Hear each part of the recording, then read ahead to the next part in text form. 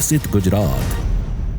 બચુભાઈ, એવી વાત થાય છે કે ગામડાઓમાં રહેતા લોકોનો પણ વિકાસ થાય, એમને પણ શહેર જેવી વ્યવસ્થા મળે એવું આયોજન આ સરકારનું છે કે જ્યાં સુધી ગામડા સમૃદ્ધ ના થાય ત્યાં સુધી દેશ સમૃદ્ધ નથી થવાનો.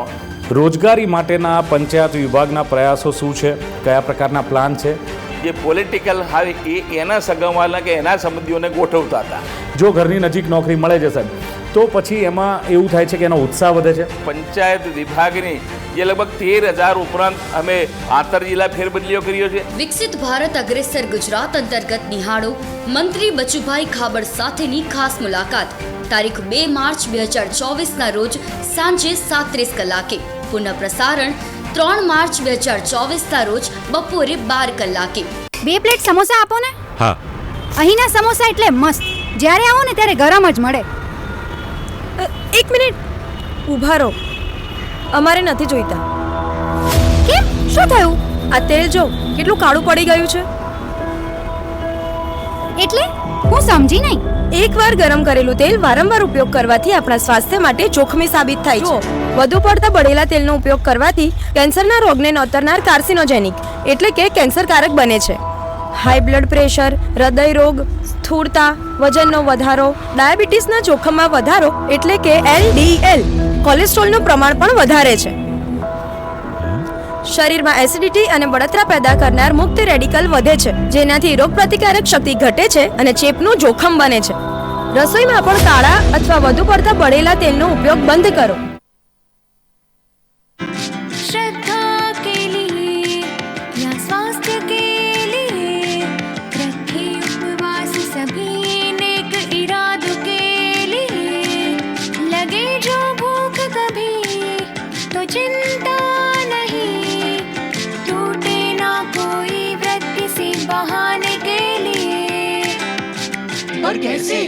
हाथी राजगरा आटा है ना, उपवास के दिन भी स्वाद का वादा हाथी राजगरा आटा.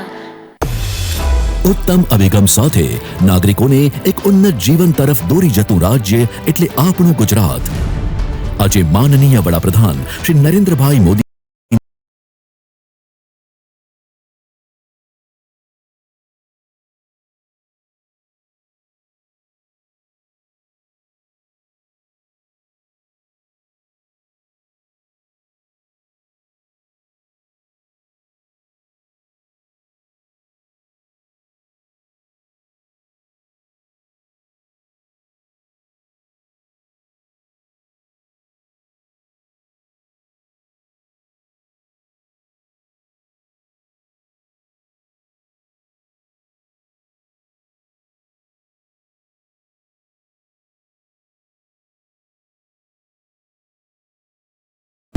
વિઝનરી લીડરશિપ અને માનનીય મુખ્યમંત્રી શ્રી ભૂપેન્દ્રભાઈ પટેલના અગ્ર પ્રયાસો સાથે પ્રવાસન વિકાસમાં પ્રગતિ હરણફાળ ભરી રહ્યું છે ગુજરાત, જેમાં મહત્વનો ભાગ ભજવશે રાજ્યના 5 આઇકોનિક પ્રવાસન સ્થળો. ગુજરાત આવતા દેશ વિદેશના પ્રવાસીઓની favourite tourist place statue of unity Ektanagar બનશે વધુ આઇકોનિક. અંબાજી, ધરોઈ, તારંગા અને વડનગર બની રહ્યા છે world class sustainable tourist pilgrimage destination. તો બ્લુ ફ્લેગ બીચ શિવરાજપુર બનશે world class tourist destination. Somnath, Pingleshwar, Mandvi અને દ્વારકાના બીચની પણ વધશે ચમક. બસ આમ જ પ્રવાસન સ્થળોના વિકાસ સાથે ગુજરાત બની રહ્યું છે વિકસિત ગુજરાત.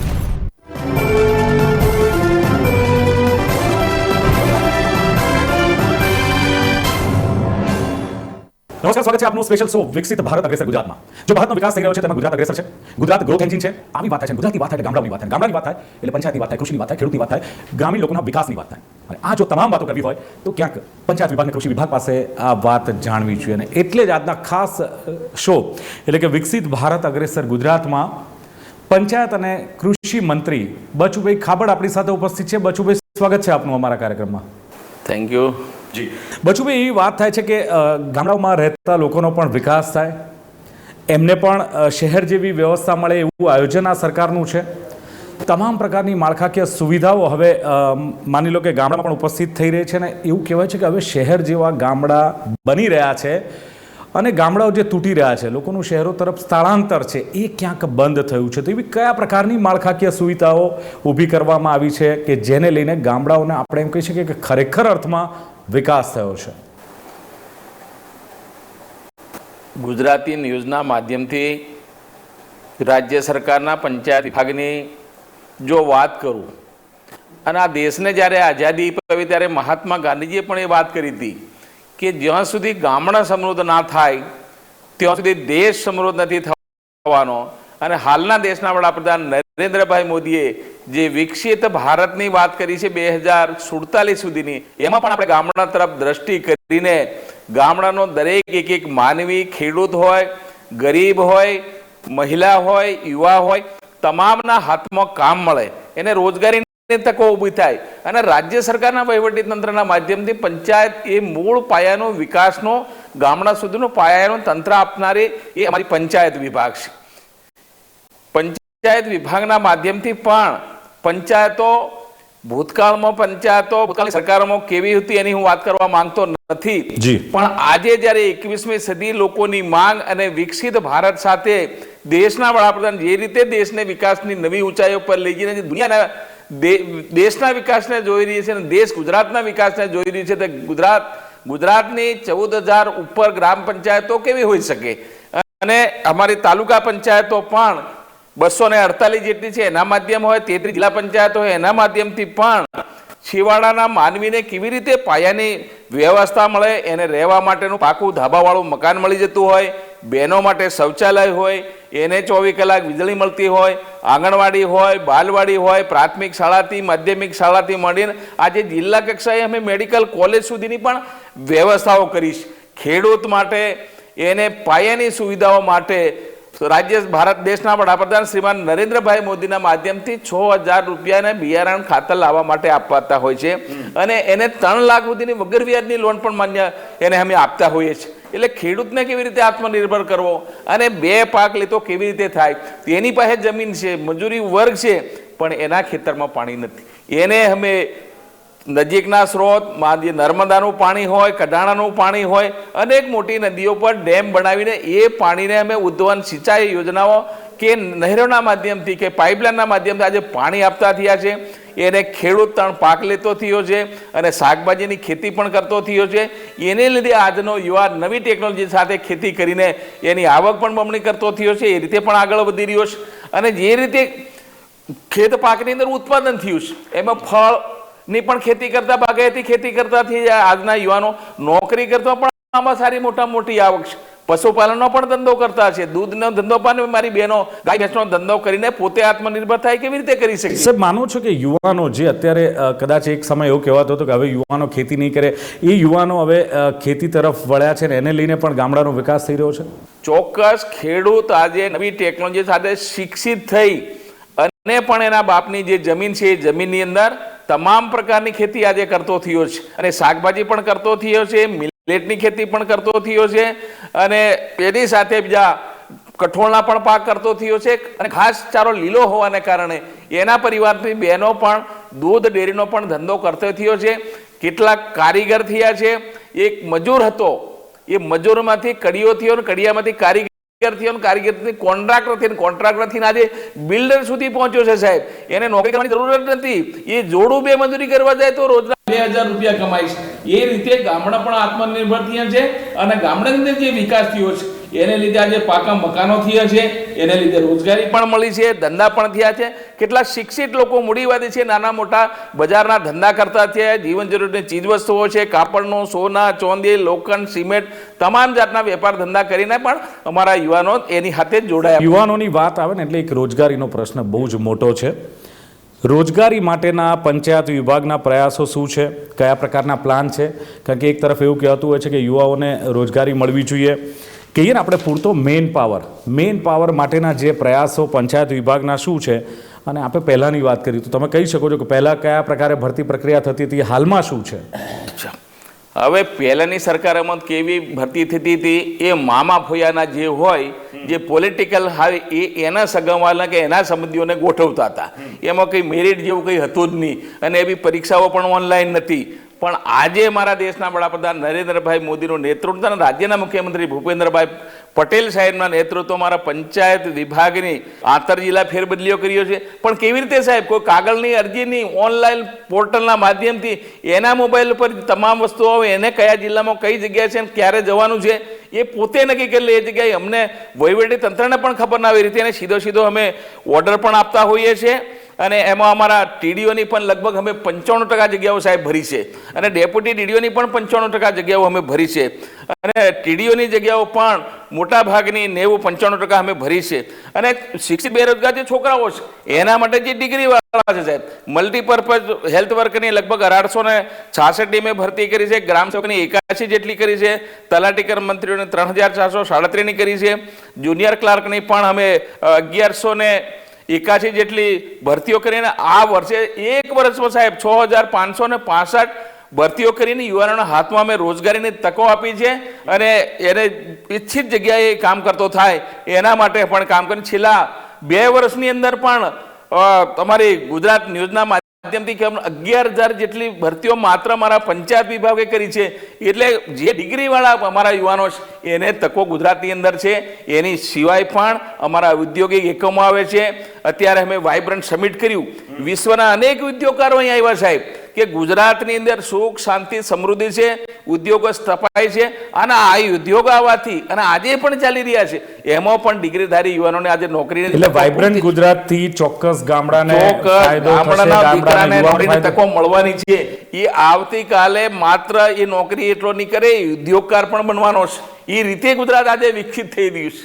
અચ્છા, એટલે માત્ર નોકરી પૂરતા યુવાનોને મર્યાદિત નથી રાખવાના, એ આવનારા દિવસોમાં પોતાનો ધંધો નાનો રોજગાર કરે. પણ સાહેબ એક આંતર જિલ્લા ફેરબદલી માટેની એક વાત છે કે આ જે સમસ્યા હોય છે તો એના માટે શું છે કે દરેકને એવી ઈચ્છા કે ઘરની નજીક નોકરી મળે. જો ઘરની નજીક નોકરી મળે છે સાહેબ તો પછી એમાં એવું થાય છે કે એનો ઉત્સાહ વધે છે, કાર્યક્ષમ થાય છે, સારું કામ બને છે. તો એમાં પણ પારદર્શિતા આવી જરૂરી છે ને? બિલકુલ બિલકુલ. અમારી સરકાર મોદી સાહેબનું નેતૃત્વ, દેશના વડાપ્રધાનનું ને રાજ્યના મુખ્યમંત્રી ભૂપેન્દ્રભાઈ પટેલ સાહેબના નેતૃત્વમાં અમારી સરકાર ટોટલ પારદર્શક વહીવટ કરી રહી છે. ઈ સરકારના માધ્યમથી તમામ અમારી ફાઇલો છે, ફિઝિબલ કંઈ પણ નથી.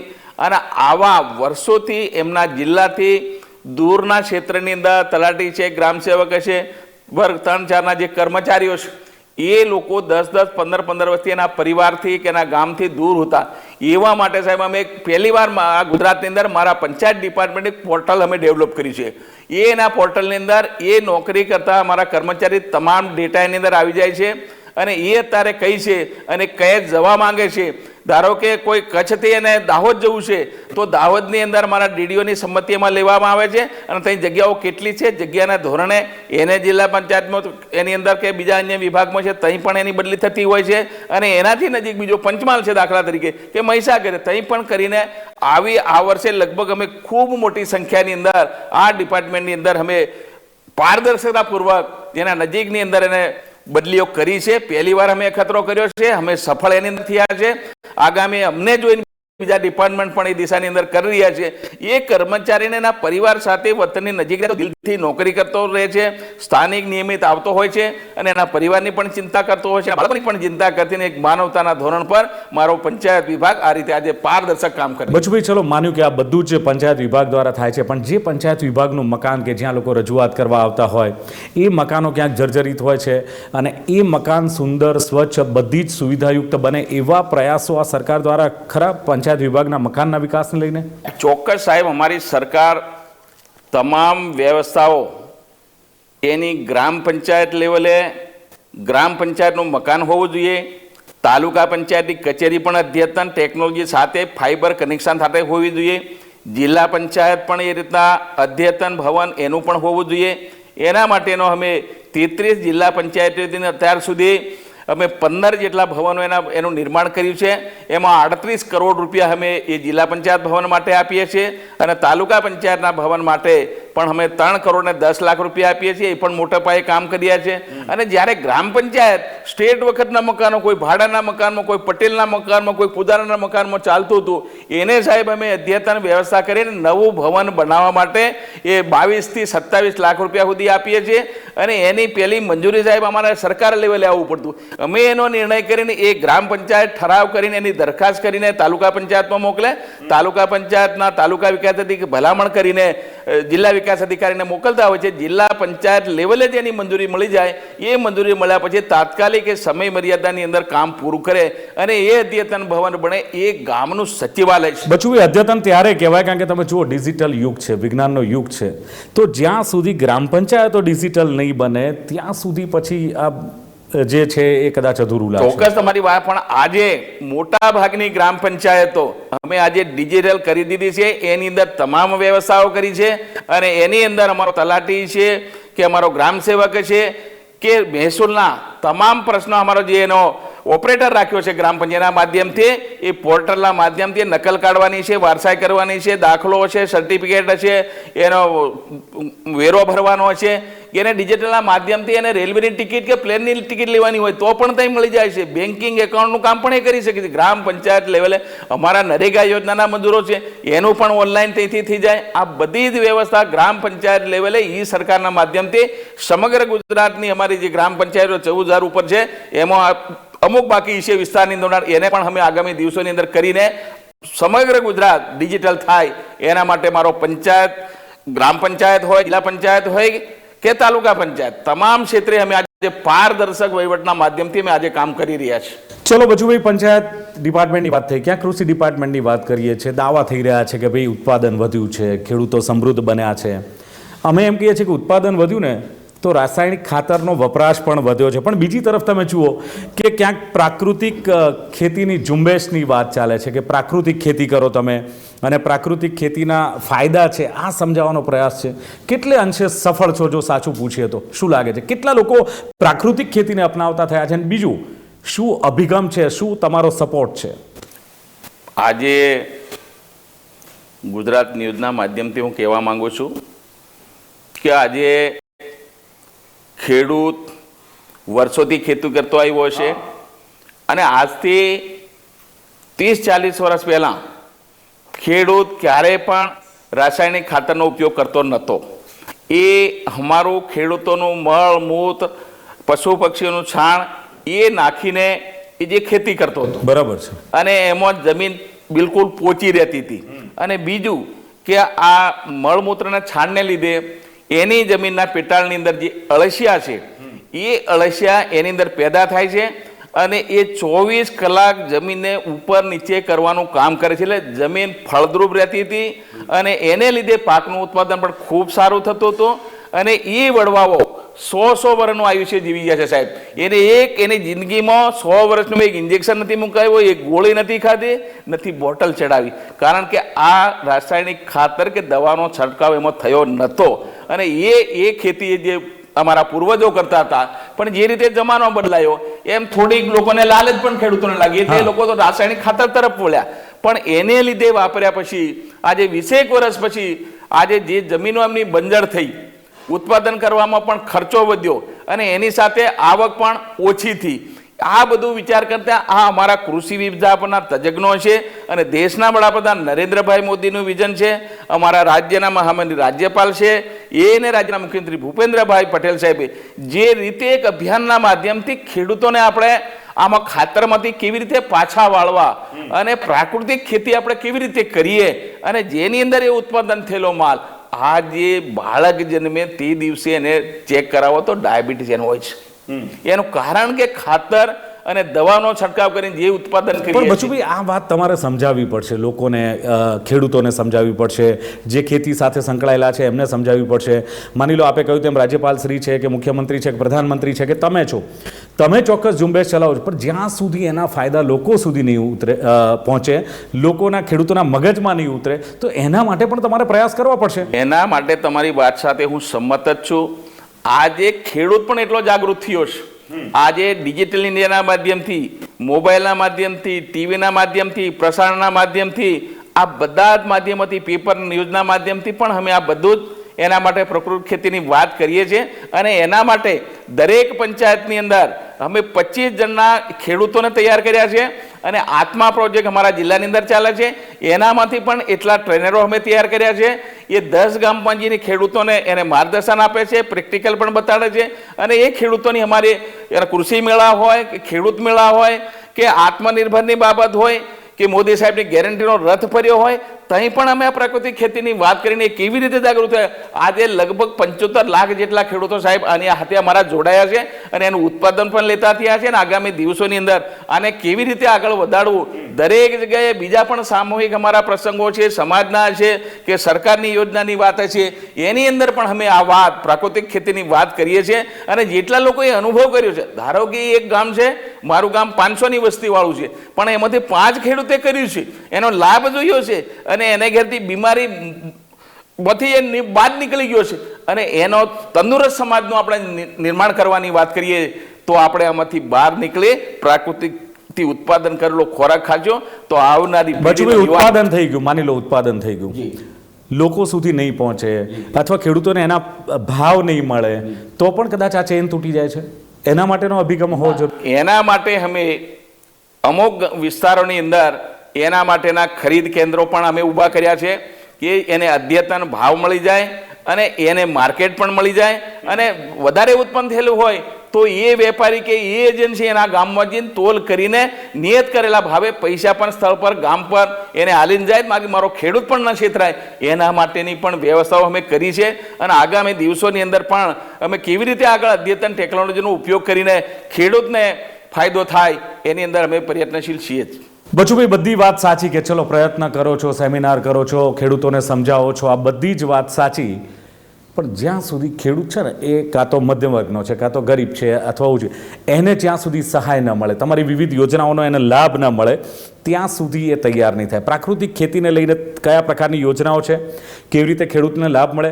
બીજું, માની લો કે લાભ મળી ગયો, યોજનાનો લાભ ખેડૂતે લીધો, પણ એની પાસે તાલીમ નહીં હોય, એને ખબર નહીં હોય, તો કેવી રીતે કરશે? તો આના માટેનું પણ એક ચોક્કસ પ્લાનિંગ જોઈશે. બિલકુલ, પ્લાનિંગ માટે, એના માર્ગદર્શન માટે આ ખેડૂત શિબિરોના માધ્યમથી અમારા અદ્યતન ટેકનોલોજી સાથે જોડાયેલા કૃષિના વૈજ્ઞાનિકો, એવી 4 અમારી ગુજરાતની અંદર કૃષિ યુનિવર્સિટી છે, એ તજજ્ઞોના માધ્યમથી અને ખેડૂતોને ત્યાંથી યુનિવર્સિટી લાવીને એને પ્રત્યક્ષ અમે કરેલો પાક એ પણ એને બતાવીએ છીએ.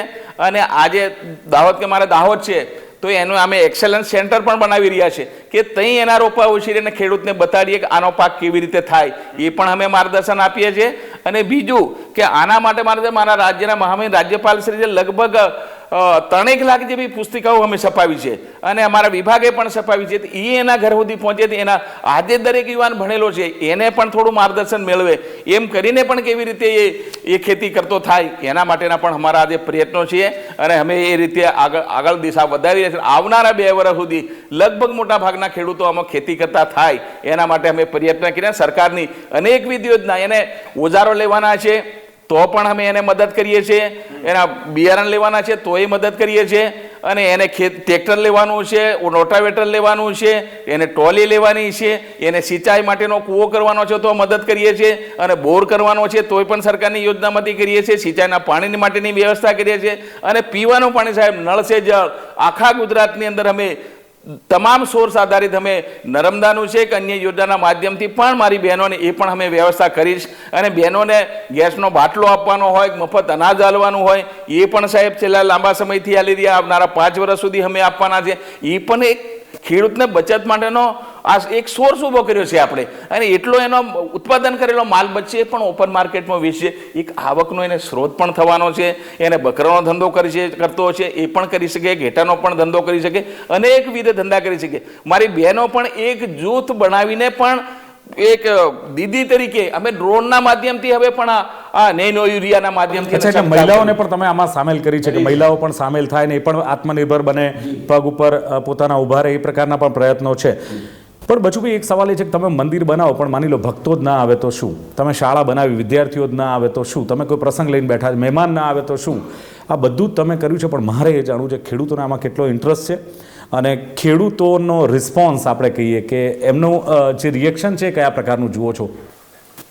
એમાં ખેડૂતોનો એટલો ઇન્ટરેસ્ટ છે, આજે ખેડૂત તમામ જાગૃત થયો છે. એને એક મોબાઈલ પણ અમે આપ્યો છે, એની અંદર વરસાદ ક્યારે પડશે, કેવું વાતાવરણ આવશે, એ બધી એને ખબર પડતી હોય છે. એના માધ્યમથી, વોટ્સઅપના માધ્યમથી અમે પણ માહિતી આપીએ છીએ. અને આજનો યુવાન ખેતી તરફ વળ્યો છે, એનું કારણ છે કે આજે માંગ પણ એટલી આવી છે. અને એને કરવા માટે આજે ખેડૂત બધા જ પ્રેરાયા છે. ભૂતકાળમાં ખેડૂતો ખેતી આમ કરતા હતા પણ એટલી બધી નથી કરતા, પણ આજે 100% ખેતી કરતા થયા છે. અને પાણી એને મળતું થયું છે, એને માર્ગદર્શન મળતું થયું છે, એને બિયારણ મળતું થયું છે, અને એને ઉત્પાદન થયેલા માલનું ભારત સરકારને રાજ્ય સરકારના માધ્યમથી ટેકાના ભાવે એને સારામાં સારા એને કિંમત પણ ઉપજાવ થાય છે. અને એને કદાચ કુદરતી લગભગ ભાવ પણ હવે તો બહાર પડી ગયા છે, ટેકાના ભાવના ભાવ બહાર પડી ગયા છે અને ખરીદી પણ શરૂ થઈ ગઈ છે. અને એને કુદરતી હોનાર થાય તે વાવાઝોડું છે કે આવું કંઈ આવ્યું તો પણ સરકાર એની પડખેરીને અમે SDRFના નોમને રાજ્ય સરકારના માધ્યમથી પણ ખેડૂતને સીધી મદદ કરીને મારો ખેડૂત કદી દુઃખી ના થાય, આત્મનિર્ભર થાય, એ વિકસિત યાત્રા સાથે જોડાય એ રીતે અમે પણ આ રીતે મદદ કરી. એને લીધે આજે ખેડૂત જોડાયો છે અમારી સાથે. બિલકુલ. આ બધી ખેતી સાથે મિલેટ્સની ચર્ચા છે. ઇન્ટરનેશનલ યર ઓફ મિલેટ્સ વડાપ્રધાને આની જે શરૂઆત કરી હતી અને એ શરૂઆતને લઈને એક ઝુંબેશ આખા દેશમાં ચાલી. તમે જુઓ, સ્વચ્છતા ભારત અભિયાનની ઝુંબેશ ચાલી, એને લઈને તમે ગામડાઓ સ્વચ્છ કરવાનો પણ વિચાર કર્યો. શું લાગે છે કે મિલેટ્સનું ઉત્પાદન વધે, લોકો મિલેટ્સનું મહત્ત્વ સમજે? ને મિલેટ્સ તો એવું કહેવાય છે કે આરોગ્ય માટે પણ તમારા માટે સારું છે. બધી જ રીતે મિલેટ્સને એક સપોર્ટ મળે અને મિલેટ્સ માટે લોકો તૈયાર થાય, એના ઉત્પાદન માટે, એના વપરાશ માટે, એના માટેના નવા અભિગમ શું છે તમારા? મિલેટ યર 2023 દેશના વડાપ્રધાન શ્રીમાન નરેન્દ્રભાઈ મોદીએ તંદુરસ્ત ભારતના નિર્માણ માટે, માત્ર ભારતની પૂરું વિશ્વ તંદુરસ્ત નિર્માણ થાય એના માટે મિલેટ યરને ભારત વર્ષ પૂરતું નહીં, પૂરા યુનિયનની અંદર, વિશ્વની અંદર રાજ્યપાલો, રાષ્ટ્રપતિઓ તમામની સાથે એમની હાજરીમાં એમને મિટિંગ કરી અને જાણકારી આપી કે આવનારી સદીને આપણે જો ઉગારવી છે, તંદુરસ્ત સમાજનું નિર્માણ કરવું છે, નિરોગી કરવા છે, તો આપણે જાડા ધાન તરફ વળવું પડશે. અને એની શરૂઆત આપણે ભારતમાંથી કરી. એમાં આપણે કોદરા હશે, બવટી છે, સામેલ હશે, નાગલી છે, અડદ હશે, આ જે પાકો જાડા ધાનના, બાજરી છે, બાવટો છે, આ બધું કરીને કેવી રીતે એને આપણે મદદરૂપ થઈએ. પણ એક વસ્તુ નક્કી છે કે આ પાકો આપણે ખાવાથી એ આવનારી પેઢીના યુવાન છે કે આજે તમે હંમેશ એને BP નથી થતી, ડાયાબિટીસ નથી થતું, કેન્સર નથી થતું, તાવ નથી થતો, કોઈ જાતનો કોઈ એની નસમો રોગ રહેતો નથી. આ મિલેટનું પરિણામ નવા અવતાર જેવું છે. એને પૂરા વિશ્વએ સ્વીકાર્યું છે. જે રીતે આપણે યોગને પૂરા વિશ્વએ સ્વીકાર્યું હતું કે ભાઈ તંદુરસ્તી માટે યોગની જરૂર છે, એવી રીતે તંદુરસ્તી માટે મિલેટની પણ જરૂર છે. એ ધાન્યનું ઉત્પાદન આજે ભારત વર્ષની અંદર અને વિશ્વના 131 દેશો પણ આમાં કરતા થયા છે. એ બધી જ વાત સાચી કે ચલો મિલેટ્સને પણ વિશ્વએ સ્વીકાર્યું છે, 131 દેશોએ સ્વીકાર્યું છે, જાહેરાતો થાય છે, લોકોને કહેવામાં આવે છે કે મિલેટ્સ યર સેલિબ્રેશન થઈ રહ્યું છે. પણ માત્ર જાહેરાતોથી વાતોથી બચવું કશું નહીં થાય. એના માટે સરકારે કરવું પડશે, યોજનાઓ લાવવી પડશે, ખેડૂતોને તૈયાર કરવા પડશે. ખેડૂતો એટલા સક્ષમ નથી કે તમે કહ્યું ને એ લોકો સ્વીકારી લે. એના માટે સરકારનો અભિગમ હોવો જોઈએ, કૃષિ વિભાગનો એક અભિગમ હોવો જોઈએ. તમારી વાત સાથે હું સંમત જ છું. ગુજરાત ન્યૂઝના માધ્યમથી સમગ્ર ગુજરાતના ખેડૂતોને હું જણાવવા માંગુ છું કે આ મિલેટ માટે ખેડૂતો તૈયાર જ છે, પણ આપે કીધું નાની મોટી એને જરૂર છે. એના માટે મારી રાજ્ય સરકારે કૃષિ વિભાગના માધ્યમથી આ વર્ષે મિલેટમાં આવતી જાડા ધાન, એ અમારો બાવટો છે, કોદરા છે, કુરી છે, સામલ છે કે જુવાર, બાજરી, આ તમામના બિયારણ અમે આ વર્ષે ફ્રી આપવાના છે ખેડૂતને, એને ઘેર બેઠે. અને એમાં 35 કરોડની આ વર્ષે અમે જોગવાઈ કરીશું, પહેલી વાર આઝાદીના 75 વર્ષ પછી. અને એ એકવાર ગામનો એક ખેડૂત કરતો થશે તો આવતી વર્ષે આખા ગામના ખેડૂત કરશે. એની શરૂઆત અમે વાતોથી નથી કરતા સાહેબ, અને પ્રેક્ટિકલ એનું માર્ગદર્શન આપવા માટે અમારી પાસે વિજ્ઞાનિકો છે. આજમાં પ્રોજેક્ટમાં જે કંઈ અમારા એના તજજ્ઞો છે એ જિલ્લા લેવલે પણ કામ કરે છે, તાલુકા લેવલે, અને એમ 10 ગામનું ક્લસ્ટર કર્યું સાહેબ.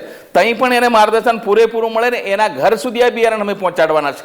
એનું પણ એ આ વર્ષે બિયારણ રોપીને આ મિલેટના જે પાકો છે એને કરીને એ જ્યારે બજારમાં આવતે હોય છે, કારણ કે એનો પાક પણ સારો થવાનો છે. એમાં કોઈ રાસાયણિક ખાતરની જરૂર નથી, દવાની જરૂર નથી, એને ખર્ચો 0% છે. અને એ ઉત્પાદન થયેલો માલ એ તમારે માર્કેટમાં કોઈ જગ્યાએ ઊભો રહેવાનો નથી. આજે બજારમાં મકાઈની કિંમત આપણે દેશીની 5 રૂપિયા છે, તો આ મિલેટનો એ 25 રૂપિયા કિલો વેચાશે. આજે અડદ 1000 રૂપિયા કિલો વેચાય છે. બાવટાના પણ 700-800 રૂપિયા છે. 4 ગણો એને ભાવ મળવાનો છે. એટલે ખેડૂત ચોક્કસ કરવાનો છે. એના લીધે એનો ખેડૂત પણ તંદુરસ્ત સમાજ થવાનો છે અને એ સુખી પણ થવાનો છે, સંપલ પણ થવાનો છે. આજે જમીનોના ભાવ પણ એટલા વધ્યા છે, છતાં પણ ખેડૂત આની અંદર ખેતી કરે છે. આ મિલેટની ખેતી કર્યા પછી શિયાળામાં કઠોળની કરશે, પછી પાછો શાકભાજીની કરશે, બગાયતની પણ પાકી કરશે, અંબાની કેરી કરશે, આ પપૈયા કરશે. આ બધું કરીને પણ ખેડૂત કેવી રીતે આત્મનિર્ભર થાય, આમાં બધા જ ક્ષેત્રોને મેં કૃષિ સાથે જોડીને અમારો ગુજરાતનો અને દેશનો ખેડૂત આત્મનિર્ભર થાય એવું દેશના વડાપ્રધાન નરેન્દ્રભાઈ મોદીનું સપનું છે. એ સપનું ના રહે, પણ 2047 સુધી વિકસિત ભારત થવાનું જે સપનું છે એની સાથે આપણે ખેડૂતને અગ્રિમતા આપીને, એની સાથે મારી બેન દીકરીઓને પણ જોડીને, અને ગરીબમાં ગરીબ વ્યક્તિ છે એને પણ રાજ્ય સરકારને ભારત સરકારની યોજના કરીને એની હરોળમાં એને મારે ઊભો કરવો છે. અને મારા એ યુવાન વર્ગ છે એને એક નોકરીની તકો મળી જાય, રોજગારીની મળી જાય, ખેતીની મળી જાય, એ પણ આત્મનિર્ભર કેવી રીતે થાય, આ બધું કરીને આ 4 વર્ગને પણ અમે સમૃદ્ધ કરીશું. તો મને લાગે એક ઘર સમૃદ્ધ થશે તો ગામ થશે, અને ગામ થશે તો તાલુકો થશે, તાલુકો થશે તો જિલ્લા 33 થશે, અને 33 જિલ્લાઓ બધા 800 જિલ્લા થશે તો ભારત આત્મનિર્ભર થશે. એટલે મને પૂરો આત્મનિર્ભર છે. અને મારી ગુજરાતી ન્યૂઝની આજની આપની બેઠકમાં પધાર્યા, આપ સૌનો ખૂબ ખૂબ આભાર. Thank you. બિલકુલ બિલકુલ દર્શક મિત્રો, જે પ્રમાણે વિકસિત ભારત અગ્રેસર ગુજરાતની વાત થાય અને એમાં પણ ગુજરાતની વાત થાય એટલે મેં કહ્યું તેમ કે કૃષિ અને પંચાયતની વાત થાય. બહુ સરસ વાત બચુભાઈ ખાબડે કરી કે પંચાયત વિભાગ છે એના દ્વારા જે ગામડાઓને સમૃદ્ધ કરવાની વાત છે, ક્યાંક યુવાનોની ભરતીની વાત છે, ક્યાંક ડિજિટલ ગામડાઓ બને અને દરેક ગામડાઓમાં ઇન્ટરનેટ સેવા સાથે ઈ ગ્રામની શરૂઆત કરવામાં આવી છે. એને લઈને ગામડાઓનો વિકાસ થઈ રહ્યો છે. રહી વાત કૃષિની, તમે જુઓ રાસાયણિક જે ખાતર વપરાય છે એની જગ્યાએ પ્રાકૃતિક ખેતી થાય, ગૌ સાથે એની ખેતી થાય, એટલે ગૌ આધારિત ખેતી થાય, એ પ્રયત્ન આ સરકારનો રહ્યો છે. અને એના માટે ન માત્ર વાતો, બચુભાઈ ખાબડ જે પંચાયત અને કૃષિ મંત્રી, જેમણે કહ્યું કે એના માટે સરકાર પ્રયત્ન કરે છે. ન માત્ર જાહેરાતો, ન માત્ર વાતો, પણ એવી સહાય, વિવિધ સહાય ખેડૂતો માટે, ગામડાના લોકો માટે, અને જે ભારતનો વિકાસ થાય છે એમાં એક ગામડાનો એક પરિવાર, એમણે કહ્યું એમ કે એમાં સહભાગી થાય અને એ પરિવાર દ્વારા ગામડું સમૃદ્ધ બને, ત્યારબાદ તાલુકો સમૃદ્ધ બને, જિલ્લો બને, રાજ્ય બને અને દેશ બને. આઝાદીના જે અમૃતકાળની વાત 75 વર્ષ પૂરા થયા છે ત્યારે એક દાવો રાજ્ય સરકારને, અત્યારે જે પંચાયત અને કૃષિ મંત્રી કરી રહ્યા છે કે અમારે ખેડૂતોને ભાગીદાર બનાવ્યા છે, મહિલાઓને બનાવી છે, યુવાઓને વિકાસના ભાગીદાર બનાવવા છે. તો અપેક્ષા રાખીએ કે આ આઝાદીના 75 વર્ષના જે ઉજવણી થઈ રહી છે એની સાથે જ સરકાર અને આવા મંત્રીશ્રીઓ પણ ખભે ખભો મિલાવીને આ દેશનો વિકાસ થાય, રાજ્યનો વિકાસ, ગામડાઓનો વિકાસ, એમ સર્વાંગી વિકાસ થાય. અને જે એમનું સૂત્ર છે કે વિકાસનું, એ ફળીફૂટ થાય, એ જ આશા સાથે બચુભાઈ ખાબડ અમારી સાથે જોડાયા. આપનો ખૂબ ખૂબ આભાર. Thank you. આપનો તો દર્શક મિત્રો, ગુજરાત ન્યૂઝના સ્પેશિયલ રિપોર્ટમાં હતી આ ખાસ વાત. ફરી મળીશું નવી ચર્ચા સાથે. જોતા રહો ગુજરાત ન્યૂઝ. નમસ્કાર.